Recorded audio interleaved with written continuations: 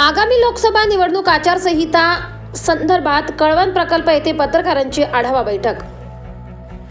आगामी लोकसभा निवडणुका घोषित झाल्यापासून ते निवडणूक प्रक्रिया संपेपर्यंत उमेदवार व लोकप्रतिनिधी, सामाजिक कार्यकर्ता, पत्रकार यांची नाशिक जिल्हाधिकारी जलज शर्मा यांच्या आदेशानुसार दिनांक 21 रोजी सकाळी 11 वाजता कळवण प्रकल्प कोल्हापूर फाटा येथे आचारसंहिता संदर्भात काटेकोरपणे नियमांची अंमलबजावणी व पालन करून कोणतीही आचारसंहिता संपेपर्यंत बातमी किंवा जाहिरात देताना कोणतीही अनुचित प्रकार घडणार नाही याची दक्षता घ्यावी।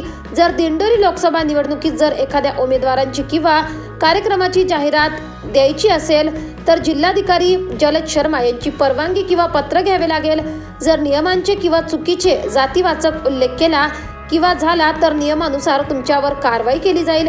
6 महिने कारवाई व 2000चा दंड असे प्रतिपादन सूत्रसंचालन करण्यात आले। तसेच मतदार 100% कसे होईल व नवीन मतदारांना जनजागृती देऊन मतदानाचा हक्क बजावला पाहिजे। कळवण प्रकल्प प्रांत अधिकारी पुलकित सिंह यांनी पत्रकारांची बैठक बोलावली होती, परंतु सुरगाणा येथून कळवणकडे वसतिगृहातील मुलींच्या पायी मोर्चा येत असल्याने तातडीने सुरगाणा उब्रेमाळ येथे येऊन मुलींशी संवाद साधून त्यांच्या समस्या जाणून घेतल्या व येत्या 2-3 दिवसात सोडवण्यात येतील असे आवाहन सिंह यांनी केले आहे।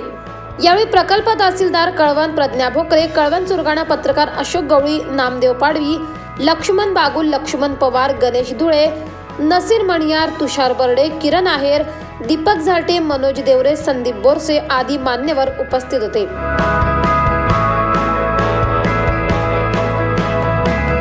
24 लाईव्ह महाराष्ट्र न्यूजसाठी गणेश धुळे, सुरगाणा।